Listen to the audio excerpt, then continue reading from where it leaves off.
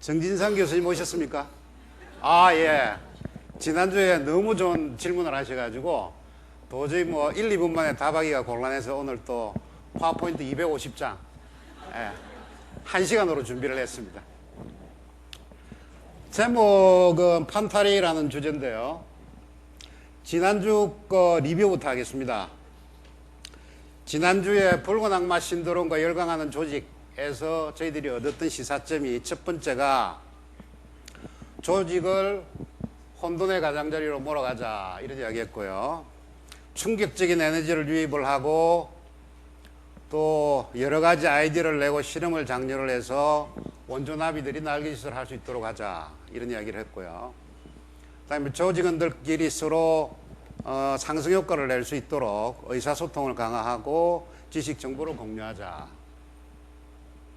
또 스스로 자율성을 높여서 작은 성공 사례를 빨리 만들고 이게 서로 공명을 하면서 저희 전체, 조직 전체가 열광하는 조직으로 만들자. 이렇게 기억이 나시죠? 그리고 그 첫 번째 주제 중에서 혼돈의 가장자리로 우리 조직을 몰고 가야 되겠는데, 혼돈의 가장자리를 몰고 가는 방법 중에 좋은 게 저희들이 갖고 있는 타부하고 도그마를 타파하자. 저희 조직에서 있는 타부 도그마 몇 가지 예를 제가 들었는데 열심히 하겠습니다 이런 이야기. 그다음 진료 건수가 최고다, 논문 건수가 최고다 하는 양위주. 그다음 뭔가 아이디어를 내면 네가 해봐 하는 네가 해봐 이런 거.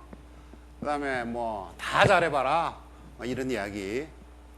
그다음에 튀지 마라 이런 이야기. 그 중에서 혹시 오리정훈 기억나십니까? 오리는 조금 날기도 하고 조금 달리기도 하고 조금 헤엄도 치지만 뭐 하나 제대로 하는 게 하나도 없다. 그래서 인류가 되려면 독수리처럼 날든지 호랑이처럼 달리든지 상어처럼 헤엄칠 수 있어야 된다. 이제 이런 거 말씀을 드렸습니다. 그리고 저희들이 타파해야 할 것 중에 하나가 총론 찬성. 뭐 하자 하면 오케이. 강론에서 이야기하면 내 빼고 다 잘해봐. 이제 이런 이야기. 그 다음에 남을 비난할 때 손가락 요거 중에서 3개 자기한테 먼저 저거 물어봐라. 내 탓인가 내 탓인가 내 탓인가 라고 물어보고 이게 내 탓이 아니면 가감히 빼라. 이거 하든지 아니면 손가락 짓을 이렇게 하든지 둘 중에 하나 제가 말씀을 드렸고, 나부터 지금부터 쉬운 거부터 당장 실천하는 게 좋다. 기억이 나십니까? 자, 오늘 이제 주제 들어가겠습니다. 만물은 흐른다라는 주제입니다. 세상이 모든 게 바뀐다는 주제죠. 그리스 말로 판타레이라는 건데요. 판타레이, 만물유전. 헤라클리토스라는 사람이 어떤 이야기를 했느냐 하면 아주 재미난 파라독스를 했습니다. 지구상에서 변하지 않는 것은 단 하나밖에 없는데 그거는 세상의 모든 것이 변한다는 사실이다. 말장난 같죠? 결국 이 양반 주장은 세상에 변하지 않는 게 아무것도 없다. 이제 이런 이야기입니다. 구글에 들어가셔서 자이트가이스트라는 단어를 치면 이런 홈페이지가 있습니다. 유러피안 부채 크라이시스, 미국의 실업, 타일랜드의 데모,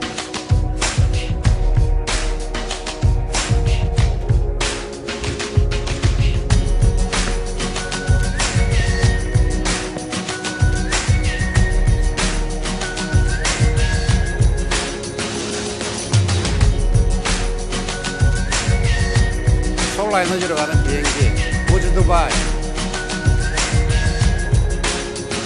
세계에서는 미국들입니다. 걸프만 사태, 파키스탄, 차이나의 This morning I want to extend to the people of Haiti support for the American people. 상당히 긴데요. 제가 잘랐습니다. 궁금하시면 구글에 들어가서 자이트가이스트라고 치보시면 이게 풀로 보실 수가 있는데, 이게 세상에서 일어나고 있는 아주 중대한 사건들을 이렇게 쭉 나열적으로 모아놨습니다. 근데 이제 이거 본다고 세상이 흘러가는 흐름을 알 수가 없죠.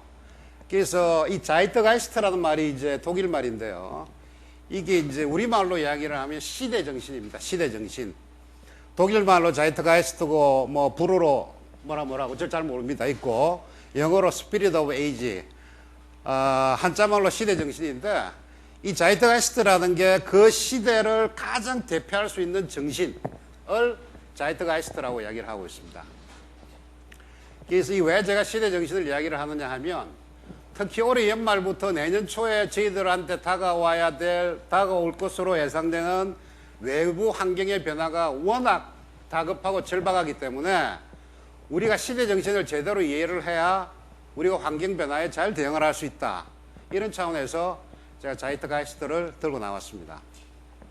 국내적으로 보면 최근에 우리나라에서 가장 화두가 되고 있는 게 이제 새로운 자본주의 논쟁인데요.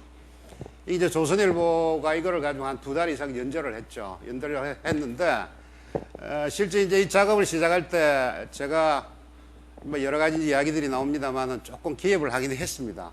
저한테 이제 자문으로 왔길래 제가 좀 코치를 해줬는데요. 자본주의 발전하는 게 4단계입니다. 전통적인 자본주의가 있고 복지 자본주의 있고 최근에 문제가 되고 있는 신자유주의 이거를 극복하는 게 자본주의 4.0이라고 이야기를 하고 있습니다. 안면이 좀 있으시죠? 제가 이제 여기서 이야기했던 게 자본주의 3.0의 한계라는 게 피스톨 자본주의, 권총, 그다음에 카지노 자본주의, 돈이 판치는 자본주의, 샤일록, 눈물도 피도 없는 이런 자본주의를 극복하지 않고는 상당한 문제가 있다라고 이제 제기를 했는데 다시 요약해서 제가 말씀을 드리면 제가 생각하는 이 우리가 현재 살고 있는 자본주의의 한계점이라는 게 카지노 자본주의입니다. 돈이 최고인 자본주의, 돈 많이 판치는 자본주의. 그다음 샬록 자본주의가 그리드, 피도 눈물도 없는 자본주의. 세 번째가 피스톨 캐피탈리즘, 권총 자본주의, 힘을 가지고 성자 독식을 하는 이런 자본주의가 자본주의 3.0의 한계다라는 데서 문제 출발을 합니다. 먼저 카지노 자본주의 볼까요? 이게 이제 아침 9시가 되면 주부들이 정권 회사 이제 장터에서 나와서 매매를 하는 건데요. 제 기억에 5년 전만 하더라도 주부들이 매일 아침에 일어나서 어제 저녁에 미국의 월스트리트에 나스닥 주가가 얼마에 끝났는지를 관심 있는 사람은 아무도 없었습니다. 근데 요새는 일어나자마자 가장 먼저 보는 게 아침 6시면 저쪽에서 미국의 장이 끝나잖아요. 왜냐하면 그쪽에 폭등을 하면 우리나라 주가가 폭등을 하니까. 언제부터 우리나라가 6시에 일어나서부터 월스트리트의 주가, 종가를 체크를 하는 나라로 바뀌었는지, 뭐 이런 이야기죠. 그래서 최근에 이제 아주 재미난 이야기들이 많은데요. 경제학, 행복을 말한다 이런 데서 보면 아주 재미난 게 소득이 아무리 증가를 해도 행복은 증가하지 않는다. 이게 이제 이스틀린이라는 유펜, 펜실바니아 대학의 교수가 이제 쓴 역설인데요. 밑에 그림을 제가 조금 확대해서 보면 요게 국민소득이 올라가는 겁니다. 그런데 행복지수는 이렇다. 쉽게 이야기하면 돈 많이 버는 거하고 행복하고 별 상관이 없더라. 그래서 최근에 이제 월스트리트를 시작을 해서 난리가 나는 거죠. 이게 굉장히 상징적인 그림인데 이게 이제 월스트리트의 상징 아니겠습니까? 위에 올라가서 이제 아주 좋은 그림이만 느낍니다만 실제 일어나고 있는 현상은 이런 거죠. 나와서 데모를 하고 이거는 월스트리트 현장이고요. 이거는 밴쿠버의 모습입니다. 이거는 그리스의 모습이고 이거는 스페인의 모습이고요. 이거는 한글을 봐서는 아마 우리나라 모습인 것 같습니다. 이런 식으로 전 세계가 이 돈에 대한 분노를 지금 느끼고 있어요.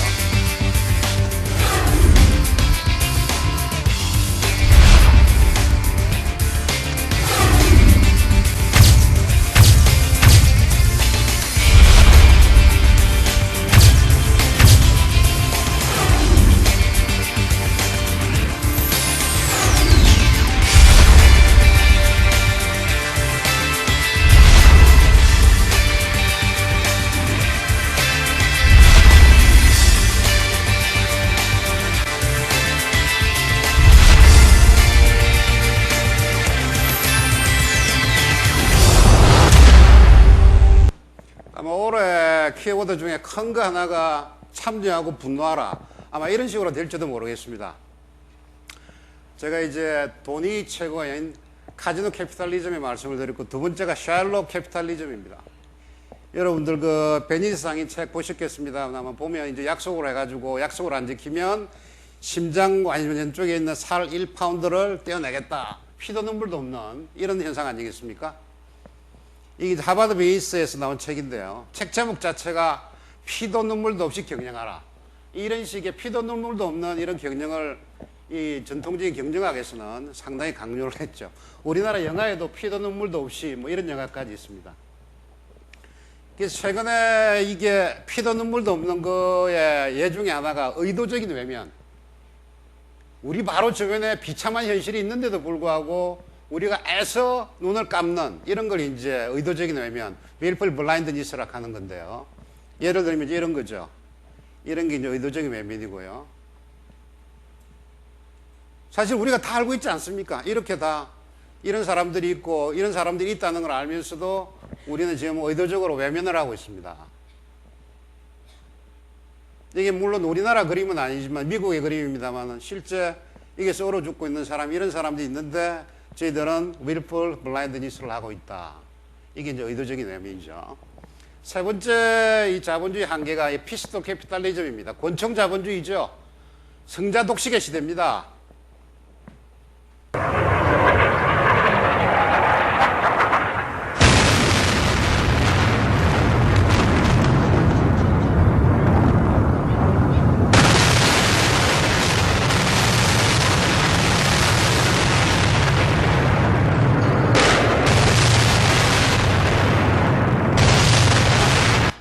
이게 91년도 이제 미국이 이라크를 침공하는 사태인데요. 누가 뭐라고 이야기를 하더라도 상당 부분은 전학부에 따른 권총을 가지고 이제 들어가는 이제 이런 식의 자본주의죠. 그래서 저희들이 성자 독식의 사회다. 이렇게 이야기를 하고 있습니다. 최고의 석학인 제레미 레프킨 이야기를 들어보면은 경쟁과 적자 생존에서 이제는 협력과 평등으로 가야 된다. 이런 이야기들이 나오고 있죠. 그래서 현재 자본주의 3.0에서 이야기하고 있는 우리가 넘어야 될 한계라는 게 돈만이 최고인 세상, 카지노 자본주의, 피도 눈물도 없는 자본주의, 샬롯 자본주의, 그다음 힘을 가지고 지배를 해가는 피스톨 자본주의. 이제 이거를 극복해야지만 시대 정신이라는 게 최근에 나오고 있는 자이드가이스트라는 게 이거를 극복하지 않고는 우리가 결코 행복할 수 없다라고 하는 게 세계적인 추세입니다. 그래서요. 이 반대되는 세 가지 키워드가 나오는데 돈이 최고가 아니다. 돈보다 훨씬 더 근본에는 행복이 있다. 우리가 행복을 추구하기 위해서 돈이란 매개 변수를 만들었는데 지금은 돈 그 자체가 목적어가 돼버렸다. 그래서 다시 백투 더 베이직, 원론으로 들어가자. 행복을 추구하자. 이런 움직임이 있고요. 그다음 피도 눈물도 없는 샬롯 자본주의 안 되겠다. 이제는 박애를 찾자. 필란트로피, 인간을 사랑하자. 그다음 세 번째가 이제는 하드 가지고 안 된다. 하드와 소프트를 합한 스마트가 대세다라는 게 지금 세계적인 움직임입니다. 그래서 제가 이제 오늘 말씀드릴 한 1시간 정도 시간이 지났으니까 한 4, 50분 말씀드려야 될 내용은 이 소위 말하는 자본주의 4.0에서 앞으로 우리가 추구해야 될 가치관 중에서 행복, 박애, 스마트 말씀을 드리고 이거를 어떻게 실행을 할 거냐 해서 소통, 감성, 상징을 가지고 말씀을 드리고자 합니다. 첫 번째가 행복입니다. 이게 최근에 1997년도에 외환위기가 한 번 왔고 또 두 번째 2008년에 외환위기가 두 번이 왔습니다. 외환위기가 오고 나서 모 신문사에서 잡지에서 여러분들이 가장 도전적이고 가슴 뛸 때가 언제입니까? 라고 물어보니까 답이 매주 토요일 저녁 8시입니다. 이게 무슨 시간입니까? 아시네요. 예, 로또 당첨하는 시간입니다.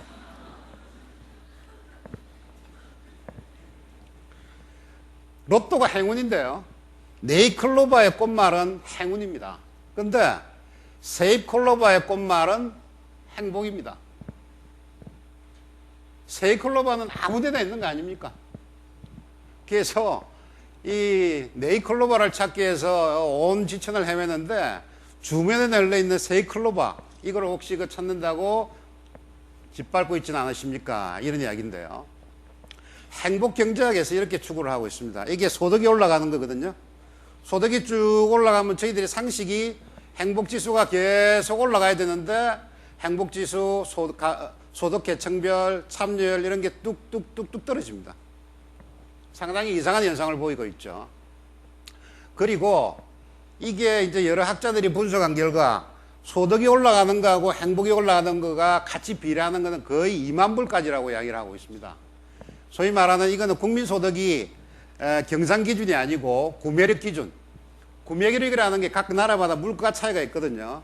그래서 이제 우리나라 같은 경우에는 구매력이 2만 9천 불, 3만 불이고 일본이 한 3만 4천 불쯤 됩니다.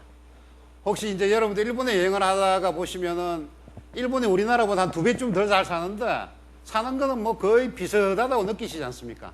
워낙 물가가 비싸니까. 구매력 기준으로 보면 일본이나 우리나라가 거의 비슷합니다. 그래서 구매력 기준으로 봐서 2만 불 넘었으면 거의 그 비례 함수 자체가 없어진다. 이런 이야기거든요. 근데 불행하게도 우리나라 전체적으로 보면 OECD 중에서 행복지수가 꽁집니다. 25개 중에서 25등. 전 세계로 보면 25등, 전 세계를 나열하면 102등입니다. 그래서 이제 최근에 나오고 있는 나라들이 백투더 베이직입니다. 그래서 근본으로 돌아가자라고 하고 있는데요. 그래서 이제 우리나라에서는 정치권에서 예를 들어서 뭐 좌파 우파들끼리 모여서 싸움을 하고 뭐 국회에서 난리를 치고 FTA 통과를 할 거냐 말 거냐 이런 난리를 치고 있는 사이에 이들 국가들, 소위 말하는 자본주의 민주주의의 최첨단을 걷고 있던 국가들은 우리와는 다른 고민을 하고 있습니다. 근본으로 돌아가자. 근본이 뭐냐? 행복을 다시 창조하자라는 건데요. 프랑스하고 영국이 어프로치 방법이 조금 틀립니다. 프랑스는 탑다운으로 내려오고 영국은 바텀업으로 올라가는데요. 먼저 프랑스부터 보죠. 이 사르코지죠. 이 사람 참 골치 아픈 사람 아닙니까? 스캔들도 많고. 그런데도 계속 이 인기를 유지하고 대통령을 하고 있는 이유는 워낙 머리가 똑똑하고 잘났기 때문입니다. 그래서 이 사람이 무슨 생각을 했냐면 세계에서 가장 똑똑하다는 사람 두 사람, 하나가 경제학자죠. 둘이 다 노벨 경제학상을 받았습니다. 스티글리츠 교수하고 하버드 생 교수 두 사람을 모시고 와서 우리가 자본주의를 어떻게 끌고 갈 것이냐라고 연구를 해보니까 결국은 이제는 GDP 가지고는 안 된다. GDP가 Gross Domestic Product, 얼마나 우리가 부를 많이 생산하느냐 가지고는 더 이상 안 되겠다라고 생각을 하고 이거 대신 만드는 개념이 GNH라는 개념입니다. Gross National Happiness. 우리 국가가 생산하는 행복의 절대량이 얼마나 많은가를 가지고 우리 행복지수를 하겠다는 거죠. 근데 사실은 이 GNH라는 게 이 프랑스에서 개발한 게 아니라 이미 1998년도에 이 부탄이라는 아주 이 못 사는 국가의 이 수상이 대통령이 만들어낸 거죠. 부탄 국왕입니다. Primary idea of GNH is that every human being aspires for 글자가 happiness, 보이십니까? and a country's development should also be measured in its citizens' happiness. The fourth Dragon King's challenge, therefore, was figuring out how to balance economic development with the emotional and spiritual well-being of his people. Although economical growth can't be the only goal, a flourishing economy gives 부탄이라는 나라가 GNH를 가지고 끌고 나왔을 때는 나라가 워낙 못 사는 나라니까 세계 시민들이 어떻게 생각을 했냐면 이 사람들이 뭐 워낙 못 사니까 핑계로 우리는 뭐 돈을 못 벌어도 행복한갑다, 행복하다라고 주장하라고 먹힐 것이다라고 생각을 했지만 세계에서 가장 잘 살고 민주주의, 자본주의를 가장 앞서가는 프랑스가 이걸 들고 나오기 시작을 하자 전 세계 분위기도 틀리지는 거죠. 해피니스가 맞는갑다 이런 식으로 분위기가 바뀌던 차에 영국에서는 또 다른 운동이 일어나고 있습니다. 바텀업에서 올라오고 있는데요. 소위 말하는 이 해피니스 매니페스토라는 거죠. 매니페스토라는 게 어떤 정치관들이 뭔가 약속을 내걸었을 때 그걸 과연 지킬 것인가 말 것인가를 팔로우하는 게 매니페스토 운동 아닙니까? 낙선 운동도 하기도 하고. 그래서 이제 많은 사람들이 이 정책을 내걸죠. 우리 영국 정부가 추구해야 될 것은 돈이 아니라 돈보다 훨씬 더 중요한 것은 행복이다. 해서 이제 사실 얘들이 하는 건 항상 움직여라. 다음에 축복받은 걸 생각하라. 남들과 이야기하라. 무언가를 심어라. 다음에 텔레비 보는 시간을 절반으로 줄여라. 항상 웃고 남들을 볼 때는 헬로우를 해라. 친구들과 적시 통화해라. 자주 웃어라. 항상 자기 스스로 암시를 줘라. 그리고 매일 친절하게 굴어라. 이건 영국식의 행복이죠. 근데 우리나라식으로 봐도 행복의 분위기가 조금 틀릴 것 같아요. 얼핏 생각하면 먹고 살 만큼 돈도 벌어야 되고, 그 다음에는 내 몸 건강해야 되고, 그 다음에는 부부관계 좋아야 되고, 자식들 화목하고 잘 커야 되고, 자기 스스로 개발해줘야 되고, 또 내가 가진 걸 남들한테 베풀어줘야 되고, 그 다음에 내가 조직과 사회, 국가에 뭔가 기여를 해야 되고, 이런 것들이 행복에 미치는 요소 아니겠습니까? 예를 들면 이럴 수가 있다는 거죠. 근데 미국에서는 조금 다른 방향으로 움직이고 있습니다. 이거는 탑다운도 아니고 바텀업도 아니고 개인 차원입니다. 이 운동이 소위 말하는 긍정심리라는 건데요. 옛날에는 긍정심리 하면 무슨 철학이나 사변이나 종교, 옛날에 그 시크릿이라고 굉장히 유행됐던 게 있지 않습니까? 우리 스스로 행복하다고 암시를 주면 행복해진다, 이런 이야기인데요. 요새는 아주 조직적이고 학문적으로 어프로치를 하고 있습니다. 긍정적인 심리를 가지면 결과는 결국 긍정적으로 온다라는 움직임이 굉장히 많죠. 우리 꼴을 물어보면 뭐 둘 중에 볼 것 없죠. 행복이겠죠. 제가 오고 나서 여러분들이 저한테 질문을 하셨어요. 공식적으로도 질문을 하셨고 사적으로 질문을 하셨는데, 윤 사장 온 게 우리 병원 돈 많이 벌으라고 온 거 아니냐, 뭐 이런 질문을 하시는데, 제가 일단 경험을 하나 말씀을 드리면, 제가 전 직장에 있던 석유화학이라는 회사가 자본금이 한 200억 됩니다. 근데 제가 작년에 벌은 게 한 2,400억을 벌었거든요. 자본금이 한 20배를 벌었습니다. 지금 저희 병원이 아마 이 투입된 돈이 제가 수조 뭐 1조 이상 뭐 되는 줄 아는데, 1조 2조 가까이 되는 걸로 아는데, 만일 이게 돈 버는 게 목적이라 그러면 1조 투자했으면 10조를 벌어야죠. 애시당초 병원을 설립할 때 돈을 벌자는 취지는 전혀 없습니다. 그래서 병원 설립 취지 자체가 행복이고, 행복이라는 게 제가 생각을 해보니까 우리 고객, 환자도 중요하지만 저희들은 서비스 산업입니다. 3차 산업이죠. 3차 산업이라는 것은 서비스가 일어나는 접점이 바로 생산 현장입니다. 불행한 직원들이 행복을 전달할 수가 없습니다. 불행한 사람들이 절대 미소를 지을 수도 없습니다. 우리가 먼저 행복해야 되고, 환자 고객이 행복해야 되고, 이해관계 계좌를 행복하게 만들고, 대한민국 국민을, 글로벌 시민을 행복하게 가자, 이런 이야기죠.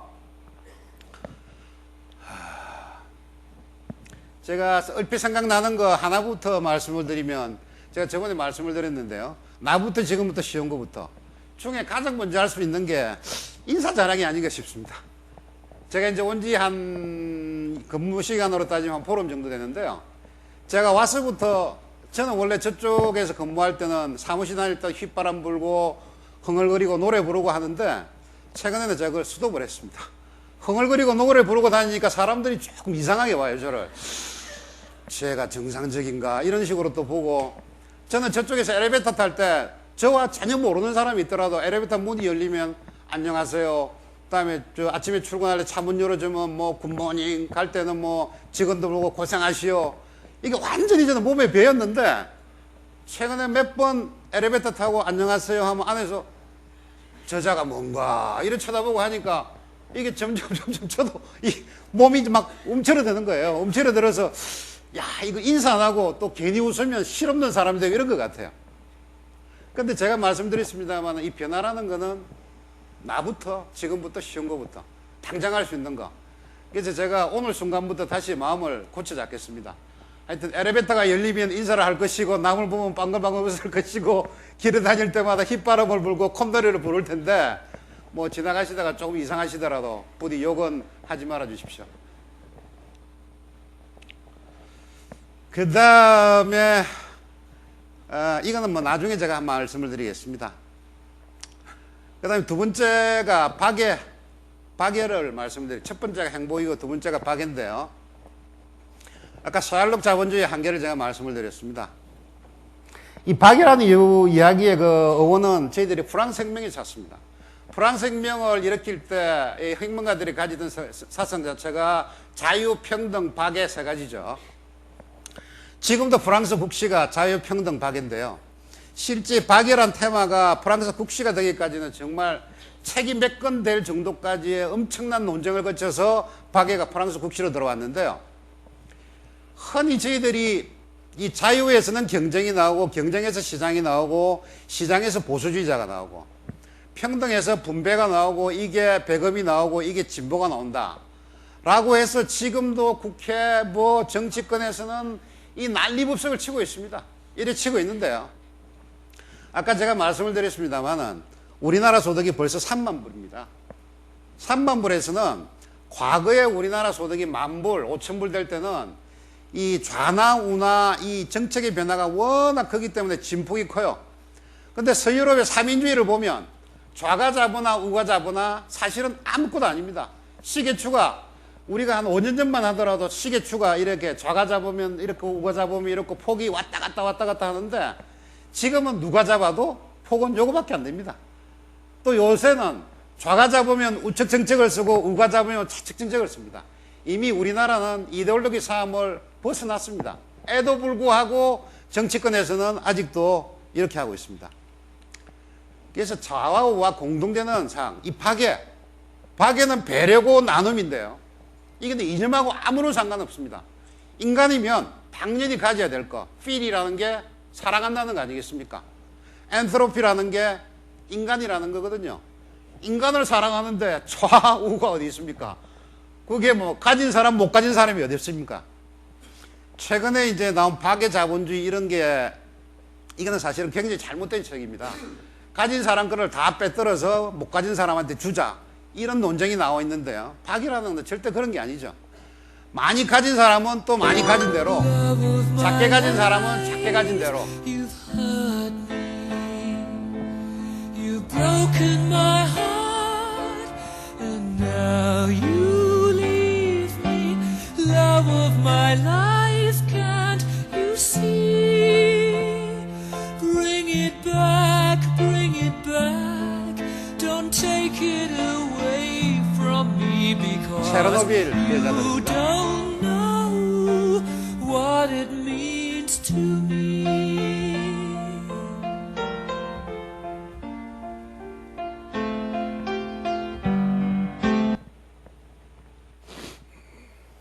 제가 두 번째 시간에 말씀드렸던 유목민 이야기에서 혹시 다시 한번 리뷰를 해보면 유목민은 가볍고 자유롭고 타인을 환대하고 주의를 게으르지 않고 늘 접속되어 있으면서 마지막 시사점이 유목민의 대표적인 모습이 박애 정신입니다. 서로 나누고 남들을 도와주고 많이 가진 사람은 많이 베풀고 작게 가진 사람은 작게 베풀고 이런 이야기죠. 삼성그룹 전체를 통틀어서 박애 최전선 어디겠습니까?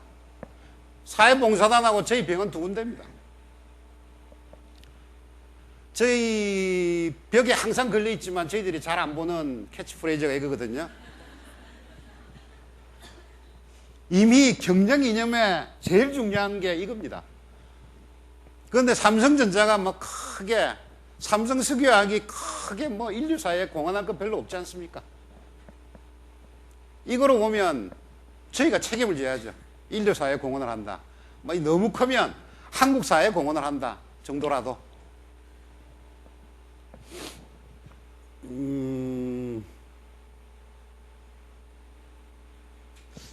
이건 다음에 제가 말씀드린 제 아이디어인데 우리가 국민들한테 봉사할 수 있는 방법이 위키피디아처럼 위키매너를 만들어서 봉사를 하고 같이 뭐 참여를 하자 이런 이야기인데 이야기가 기니까 조금 넘어가겠습니다. 세 번째가 스마트인데요. 조셉 나이라는 하버드 교수가 이제 이야기를 하는데 이 정치적인 이야기입니다. 파워에는 두 가지 파워가 있는데 하나가 하드 파워가 있고 하나가 소프트 파워가 있습니다. 하드 파워라는 것은 무력입니다. 소프트 파워라는 건 가벼운 거죠. 경제나 문화력 같은 거죠. 그래서 미국 같은 경우에는 공화당 정부가 들어가면 하드 파워입니다. 뭐 전쟁을 치고요. 민주당 정부가 들어오면 전부 다 소프트 파워입니다. 예를 들어서 뭐 음악, 미술, 햄버거, 미국의 사회 방식 이런 걸 가지고 세계를 지배해 들어가는 건데 이 조셉 나이라는 사람은 이 하드와 소프트를 합한 스마트가 가장 중요한 파워다라고 이야기를 합니다. 힘을 가진 사람들은 내가 힘을 가지고 있다는 것을 보여주고만 하지 절대 쓰지를 않습니다. 쓰지 않고 설득을 하는 방법은 소프트하게 설득을 하는 거죠. 여러분들 잘 아시는 모토로라 이야기인데요. 최근에 모토로라가 저거를 뭡니까? 무슨 회사입니까? 엄청난 비용으로 구입을 했는데 그게 자기들은 OS는 갖고 있지만 이 하드가 없단 말이에요. 무슨 이야기를 하나 내가? 그 이야기죠. 그 다음에 좋은 이야기입니다. 그 다음에 이제 이게 저거를 보면 우리가 하는 애플을 보면 스마트라는 게 이게다가 어플리케이션을 합한 게 하드와 소프트를 합한 게 애플이죠.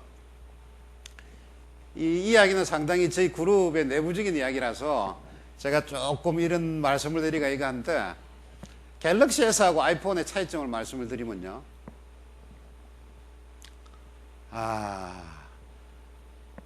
이쪽이 왼쪽입니다. 이쪽이 이제 하드고요. 이쪽이 소프트인데 우리는 수율을 체크합니다. 몇 프로까지 가느냐? 이쪽은 확률 게임, 도전을 합니다. 우리는 기술을 자랑을 하고 저쪽은 고객니들을 따라갑니다. 우리는 항상 추격을 하고 이 친구들은 창조를 합니다. 우리는 현재의 문제를 해결하지만 이 사람은 미래에서 현재로 다시 다가옵니다. 이런 여러 가지 한 10가지 정도 차이점이 있는데요. 요거는 다음에 1시간을 할애를 해서 하드와 소프트라는 이야기가 있습니다. 제가 말씀드리고 싶은 거는 우리나라 기업, 우리 병원은 하드가 강하다. 그리고 이쪽 창조를 하고 도전을 하고 1등으로 가는 기업들은 소프트가 강하다 라는 말씀을 드리고 싶은데 다만 이 기업들이 항상 1등을 하는 것은 아니다. 예를 들면요, 애플이 시가총액이 이렇게 올라갑니다. 뭐 그래프만 보시도 아시겠고요. 요게 이제 각각 개발 됐을 때 이야기죠. 그 다음에 드디어 노키아를 이렇게 따라잡습니다. 그 다음에 이 세계 최고의 이 애플이 마이크로소프트 시가총액을 따라잡죠. 뭐 전 세계를 지배할 것처럼 가다가 뭐 썩은 사과는 아니고요. 삼성이 드디어 지난 2분기 때 애플을 따라잡고 3분기 때는 탁월하게 따라잡고 삼성이 따라잡았습니다. 한때 애플이 세계를 지배할 것 같았는데 삼성 핸드폰이 애플을 따라잡았거든요. 그러니까 이 이야기는 무슨 이야기냐면 하드만 강하든지 소프트만 강하든지 하면 지배할 수 없다는 거죠. 하드와 소프트를 두 개 다 잘 갖춰야 된다는 거죠.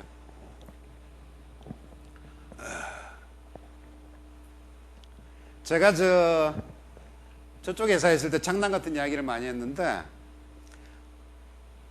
생각하는 손, 행동하는 머리. 좀 말이 좀 이상하죠. 원래대로 하면 생각하는 머리고 행동하는 손인데 이런 식의 융합된 생각이 저희들이 필요하다라는 거죠. 제가 이제 전반부를 요약해서 말씀을 드리면 시대 정신이 우리한테 주는 메시지는 제가 볼 때는 세 가지입니다. 첫 번째가 카지노 자본주의가 아니라 행복으로 가야 되고, 그 다음에 샬록, 피도 눈물도 없이가 아니라 필란트로피, 인간애를 저희들이 베풀어야 되고, 하드, 강자만 이기는 세상이 아니라 하드와 소프트를 합한 스마트가 필요하다라는 게 이제 일단 방향성으로 저는 이해가 되고요.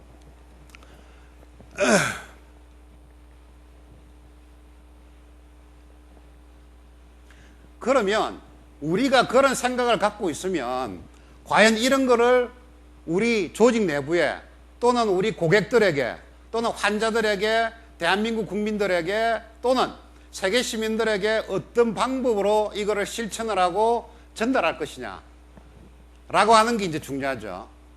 여기서 나오는 게 세 가지입니다. 소통과 감성과 상징인데요. 이게 이제 회장님이 굉장히 좋아하시는 말씀 중에 하나인데 지행용운평이라는 게 있습니다. 머리 똑똑한 사람일수록 머릿속에 아는 거를 가지고 안다고 오해를 한다는 거죠. 진정 우리가 뭔가를 알려고 그러면 머리로 알고 할 줄 알고 실제 사람을 부릴 줄 알고 훈, 평가할 줄 알고 평가할 줄 알아야 진정으로 아는 것이다. 이게 이제 신경적 어록에 나오는 건데요.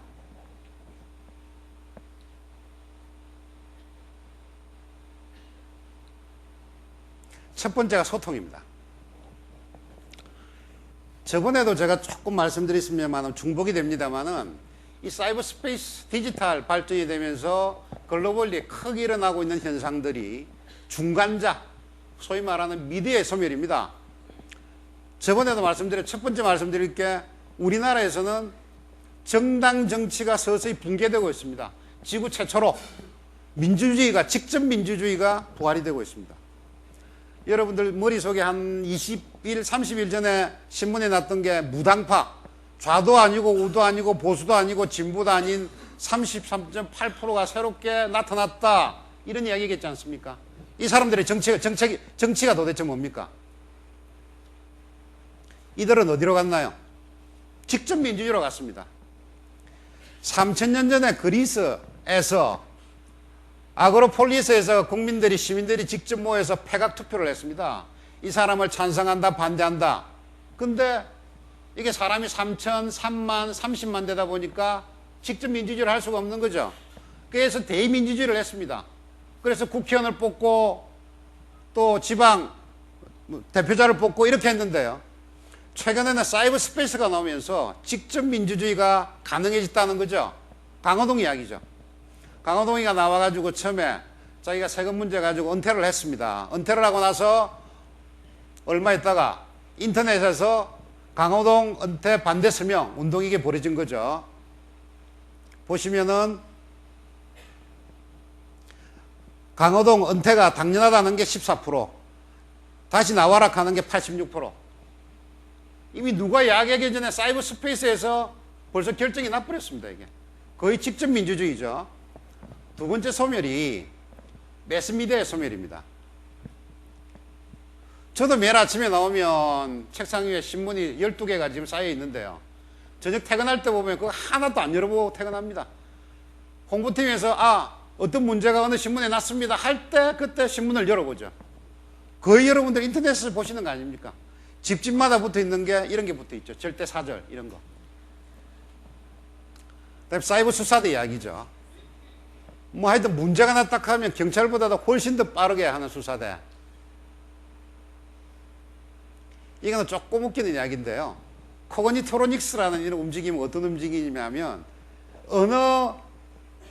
소리 언어의 소멸 이런 겁니다. 이 사람들이 연구하는 게 사람이 뭔가 생각을 하면 뇌파가 나오잖아요. 뇌파를 해석할 수 있다 그러면 그 해석된 뇌파를 모바일을 통해서 상대 칩에게 쏴주고 상대 칩이 그거를 인지를 하면 뇌파로 바꿔주면 굳이 사람들이 말을 할 필요가 있느냐. 뇌파 대 뇌파로 커뮤니케이션 하자. 이런 게 이제 소위 말하는 코그니토로닉스의 움직임이죠. 이거 과연 될지 안 될지는 모르지만 그래도 이런 걸 갖다 트라이를 하고 있다는 게 대단한 일이죠. 그래서 이제 어떻게 소통할 것인가라는 이제 주제로 넘어가는데요. 이게 이제 모든 조직에서 또는 일하는 건데요. 이게 이제 월스트리트에서 소문이 생기는 겁니다. 이게 이제 어떤 사람이 뭐 이래 하다가 뭐가 대단히 뭐 좋다 엑셀 하니까 이 사람이 액자는 못 들고 셀자만 들었어요. 셀 하니까 전부 다 팔아가지고 가격이 폭락이 됩니다. 그러다가 어떤 사람이 뭐 전화하다가 자기 친구하고 통하다가 마지막에 굿바이 하니까 바이 이래가 또 바이 해가 이제 폭등이 되는 실제 세상이 이제 이렇게 움직인다는 거죠. 커뮤니케이션이요. 그래서 첫 번째가 벽을 허물라는 이야기겠죠. 벽을 허물면 멜팅 팟이 나오는데 용광도가 나오는데 벽을 허물지 못하면 이 재수의 딜레마. 그죠? 두 번째가 이 직접에서 간접입니다. 제가 저번에 첫 번째 이야기할 때 여러분들께 제 핸드폰 번호를 공개를 해드렸는데요. 그날 저녁에 한 30개 정도가 메시지가 들어왔습니다. 다이아로가 또 제가 일일이 답변을 하니까 매일 뭐 30개, 20개 오는데 혹시 또 왔는가 제가 한번 체크해 보겠습니다. 아주 재미있는 메시지가 많이 와요. 뭐가 하나 와 있네요.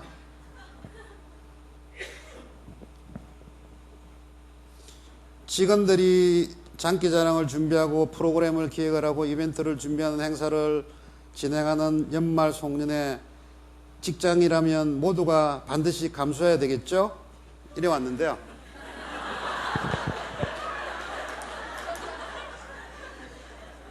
이 가명이네요. 번호가 91919에 9191로 보내셨네요. 또 누가 바로 보내십니다, 지금. 요거는 나중에 받도록 하겠습니다.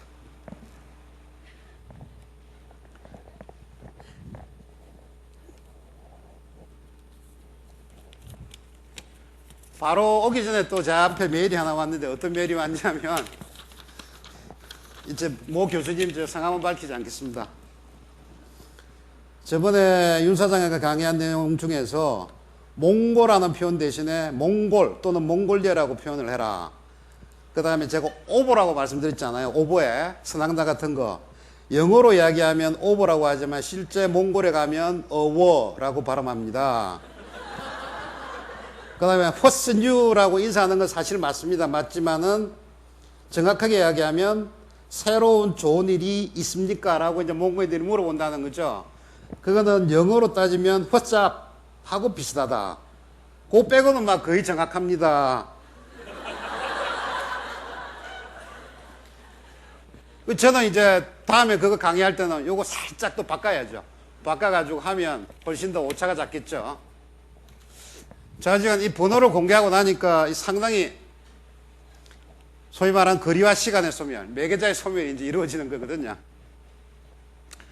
그 다음에 이제 중요한 키워드가요. 커뮤니케이션이 수직이 아니라 수평입니다. 리즘이라고 들어보셨습니까? 시크릿 가든 아시죠? 이거 촬영한 장소가 어디냐? 이래가 인터넷 들어가서 수색대가 조사해 본 결과 이거는 리좀 스파캐슬 리조트다. 이래 나왔는데 리좀이 그런 뜻이 아니고 이 리좀이 천혜곤이라는 책에서 이제 나오는 건데요. 뿌리줄기를 이야기합니다. 뿌리줄기.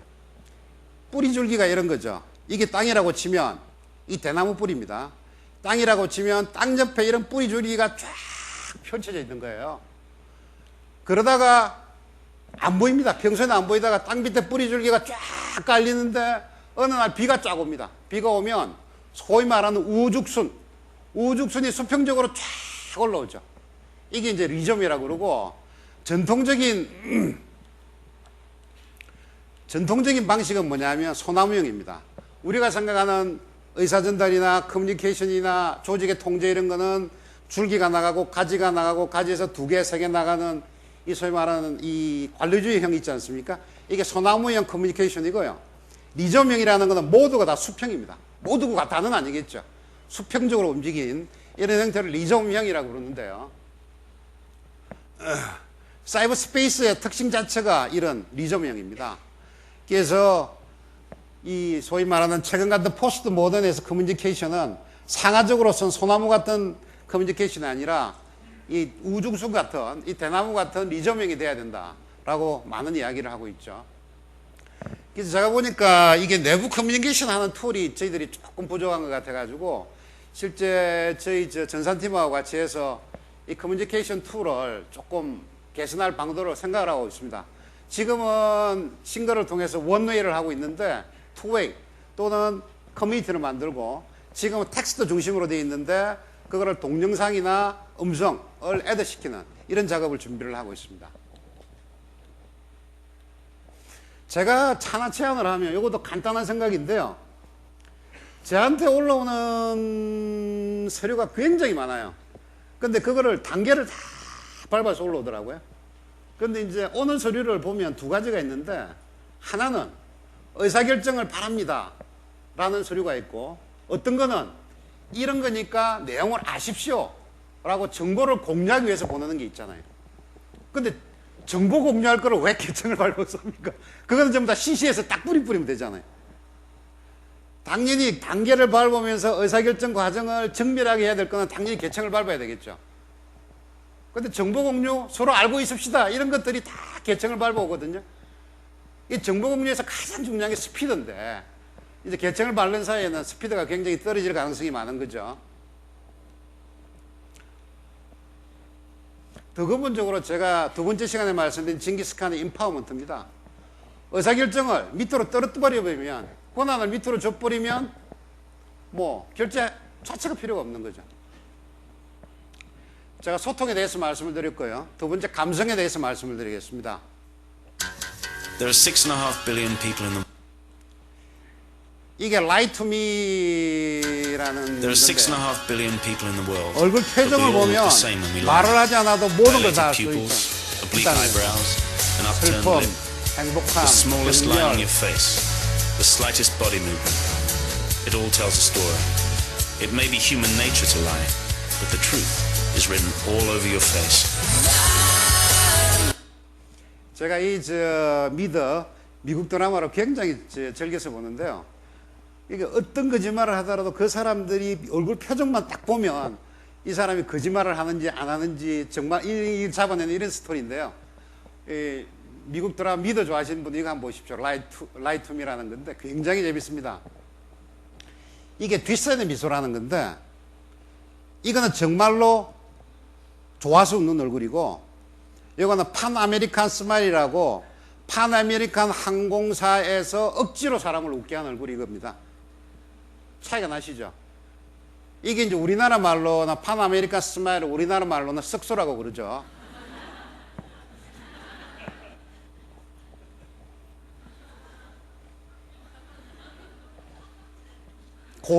강아지도 썩소를 합니다. 제가 저번에도 진화심리학에 대해서 말씀을 드렸는데 이 진화심리학이라는 게 이제 에드워드 윌슨이라고 소위 통섭 가지고 뭐 거의 히트를 치신 분인데요. 하여튼 우리는 구석기 시대의 감정 그대로 머릿속에 갖고 있다는 거죠. 그래서 이제 이 핑크가 쓴 책 중에 보면 블랭크 슬레이트라는 게 있잖아요. 이 블랭크 슬레이트라는 거는 과거의 심리학이라는 거는 사람은 빈 서판, 백지인데 누군가가 교육을 시켜서 글을 쓰면 이게 글자가 쓰인다라는 게 과거의 심리학에 있다 그러면 이 진화 심리학에서는 이미 네이처 자연이 진화를 통해서 그 사람 머릿속을 99% 다 적어놨다라고 사는 거거든요. 그 뭐가 머릿속에 99% 적혔냐면 그 사람이 300만 년 동안 살아남으면서 진화되었던 거. 예를 들면 이제 이 이야기를 사람들이 많이 듣는데 지금 우리가 길 가다가 가장 위험한 게 자동차, 미국 같으면 건총 아닙니까? 자동차 건총 때문에 죽는 사람이 수만 명인데 실제 거미나 뱀한테 죽는 사람들은 지금 우리나라에서 몇 명이나 죽겠어요? 10명, 20명도 안 죽는데 어린애들도 거미나 뱀을 보면 무서워서 도망간다는 것은 이미 300만 년 동안 도망가는 인자가 있는 사람이 진화를 해서 살아남았다. 이런 게 이제 소위 진화 심리학자들의 이야기인데요. 그래서 양복을 입은 원신이 이런 이야기가 나오는데 진화 심리학에서 나오는 이야기는 사람은 본질적으로 머릿속에 이성이라는 게 거의 없었다. 이성이라는 게 개발된 것은 길게는 페니케인들이 문자를 발명한 3000년 전, 더 짧게는 소위 말하는 계몽주의 철학자들이 나온 300년 전. 그러니까 인간이라는 게 299만 7천 년 동안 24시로 따지면 23시 59분까지는 소위 말하는 동물적으로 감성적으로 살았고 이성이 들어온 지는 얼마 안 됐다. 이제 이런 게 이제 이 진화 심리학자들의 주장인데요.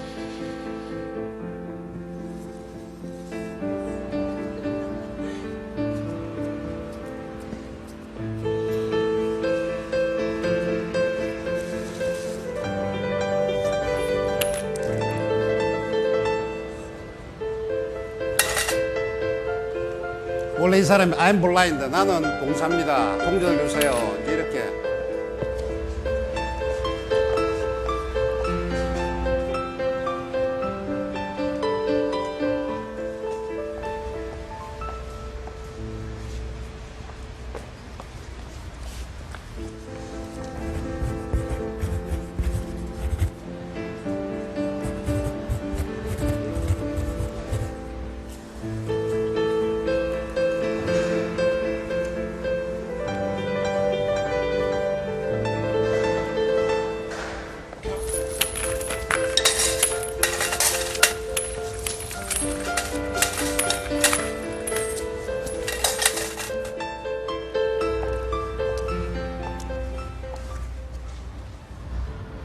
do them the same.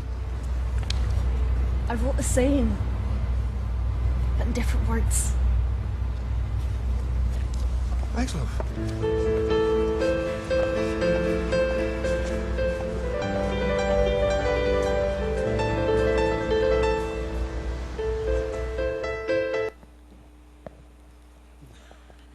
이해가 가시죠? 처음에 나는 봉사입니다 하니까 동전이 하나도 없는데 따뜻한 봄이 오는군요. 그렇지만 나는 그 봄을 볼 수가 없습니다. 라고 하니까 막 동전이 쏟아지는 거예요. 이게 실화랍니다, 사실. 월스트리트에 있던 실화랍니다. 눈이 녹으면 과학자들은 물이 된다. 일반인들은 봄이 온다. 감수성, 요새 저 개콘에 나오는 감수성으로 따지면 남은 발자국 자리마다 꽃이 피리니 이렇게 나간다는 거죠. 내 손안에 새로운 디지털 세상이 펼쳐진다.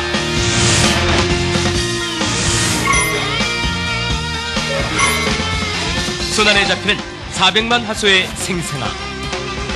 C4공조.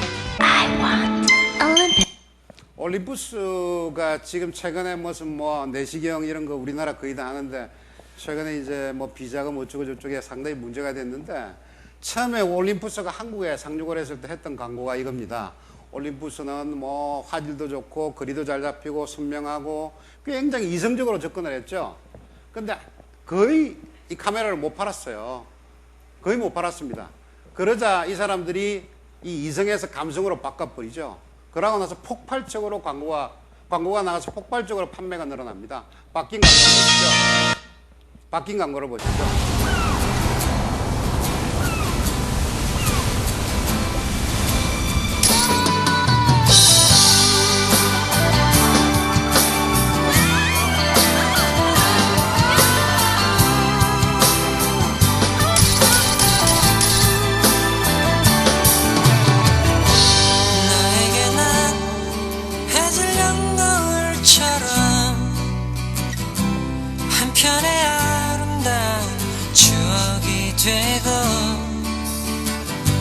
소중했던 우리 푸르던 나를 기억하며 후회 없이 그림처럼 남아주기를 너에게 난 해질녘 노을처럼 나와 올림푸스만 아는 이야기 마이 디지털 스토리 올림푸스. 요게 스토리라는 게 참 중요한 이야기죠. 앞에 광고에서는 기계 판다, 카메라 판다, 사라 이거지만 이번에서 방긴 히트를 치던 광고는 이거를 사면 당신만의 스토리, 경험, 추억을 만들 수 있다. 그러고 나서 폭발을 하는 거죠. 그래서 올림푸스가 자리를 잡았거든요. 그 다음에 저희들이 감성하고 관련되는 게 놀이입니다. 우리가 이제 호모 사피엔스라는 거는 생각하는 동물 아닙니까? 호모 로덴스는 생각인데 무슨 생각이냐면 놀 생각이라는 거죠. 그래서 요새는 이 포스트 모던이라는 게 경계가 없는 거 아닙니까? 일하면서 놀고 놀면서 일하고 집에서 일하고 사무실에서 놀고 이런 것들이 호모 로덴스 개념이거든요. 분석을 통한 개념적인 사고가 아니라 체험에서 우러난 감각, 개념적인 감각이 필요하다라는 게 현재입니다. 자, 제가 두 번째 감성에 대해서 말씀드린 이제 마지막입니다. 상징인데요. 저희들이 상징물을 이제 활용을 해야 된다 이런 건데 이게 원어로 이야기를 하면 이제 시뮬라숑이라는 겁니다.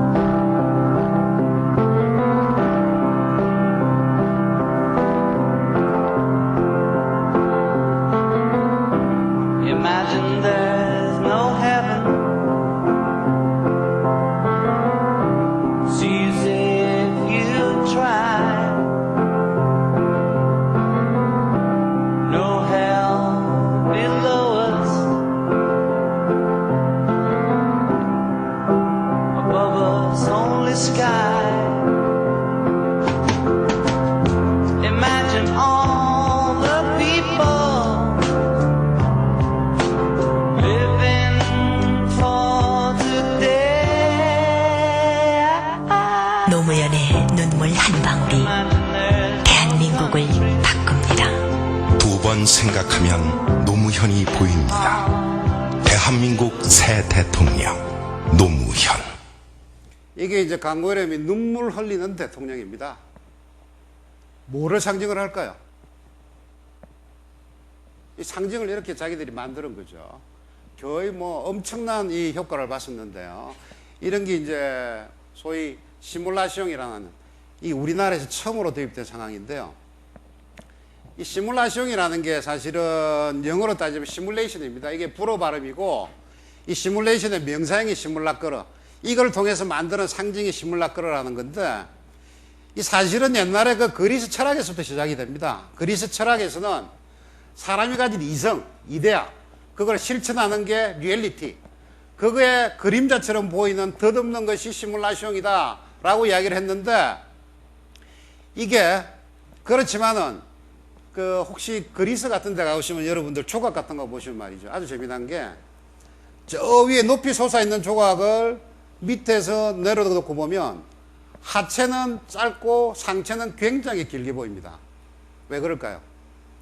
설치하는 거는 위에서 놀리고 설치하니까 밑에서 쳐다보면요, 하체가 짧고 상체가 길어야 밑에서 보면 균형이 잡힙니다.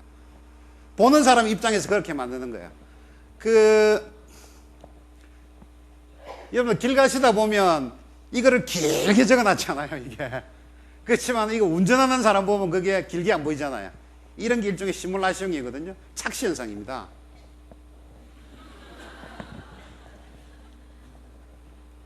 그런데 이게 이제 니체 같은 사람들이 시뮬라시옹은 덧없는 게 아니고 그림자 같은 게 아니고 이것도 상당한 의미가 있다고 그랬고, 1950년, 60년도에 장 보데리아라는 사람이 이 시뮬라시옹이라는 게 포스트 모던의 표상이라고 이 사람이 격상을 시켰는데요.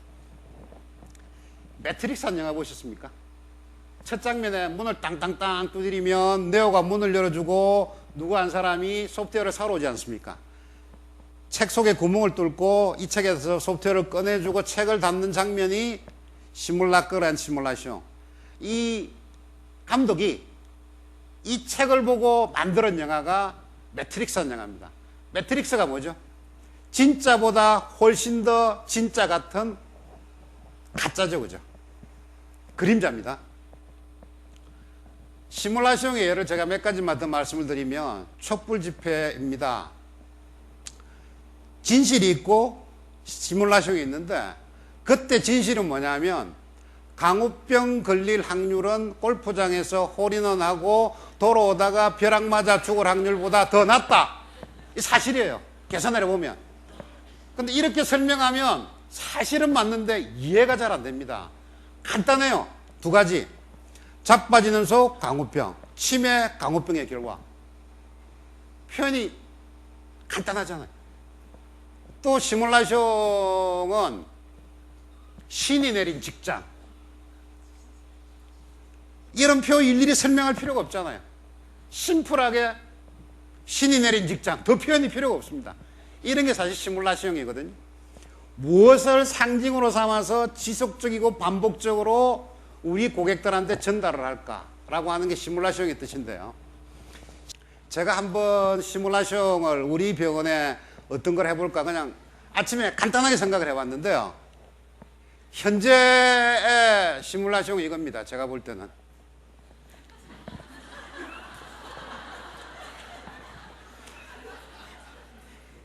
이거는 제가 만드는 게 아니고 어제 그제 이제 모 방송사 사장님하고 같이 골프를 치다가 이제 이런 이야기를 하시더라고요.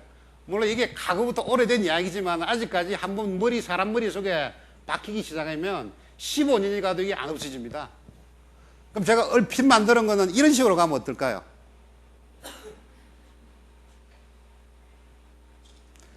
병원이 여러 가지 종류가 있는데, 예를 들어서 뭐 청담동이나 압구정하고 경쟁하는 병원도 있고, 또 예를 들면 아픈 사람 놔주는 병원도 있는데, 우리는 죽는 사람 살리는 병원이다 라고 만일 이걸 정한다 하면 이걸 가지고 지속적으로 또 요 표현을 이렇게 하면 안 되죠. 아까 척은지심이라는 걸 표현을 안 했잖아요. 그거를 간접적으로 계속 한다는 거죠. 뭔가를 우리가 정해야 되는데, 이런 식으로 우리 상징을 정해서 지속적으로 국민들과 커뮤니케이션을 해줘야 된다는 이야기입니다. 자, 시간이 1시간 6분이 지났네요. 정리를 하겠습니다. 자이트카이스트, 시대정신을. 환경이 급변하고 있습니다. 급변하고 있는데 이 환경에 저희들이 맞춰야 적응을 할 수가 있습니다. 그리고 제가 두 번째 시간에 말씀드렸던 게 성을 쌓는 병원이 아니라 길을 닦고 유목하는 병원이 되자 이런 말씀을 드렸고요. 그럼 우리가 어떤 컨텐츠를 가져갈 거냐? 행복과 박애, 스마트 이런 게 필요하지 않겠느냐? 그걸 어떻게 전달을 시킬 거냐? 소통, 감성, 상징을 통해서 전달을 해야 된다. 그래서 이거를 머릿속에만 들어있어도 안 되고 나부터 지금부터 쉬운 거부터 뭐 행복 테마를 잡든 박애 테마를 잡든 내가 당장 오늘 나가면서부터 행동할 수 있는 걸 하나씩 실천을 하자 하면 우리 조직은 혼돈의 가장자리에 빠져들 것이다. 그럼 이런 많은 변화들이 작은 나비들이 날개짓을 하면 서로 공명장을 만들 것이고 그러면 언젠가 우리는 열광하는 조직으로 바뀔 것이다 라는 제가 이 전체 그림을 그려본 거거든요. 그럼 이제 제가 질의응답하기 전에 또 어떤 분이 질문하실 거예요. 어떻게 이거 하는데? 이거 물어보실 거죠? 요 5번째가 요거 주제가 되겠습니다. 그래서 5번째는 제가 변화에 대한 오해와 진실 7가지. 그래서 저희들이 알고 있는 혁신과 실제 그건 아니다. 그렇게 혁신을 하는 게 힘들고 고생되고 난리치는 게 아니고 우리가 잘하면 된다는 거에 대해서 다음 시간에 말씀을 드리도록 하겠습니다.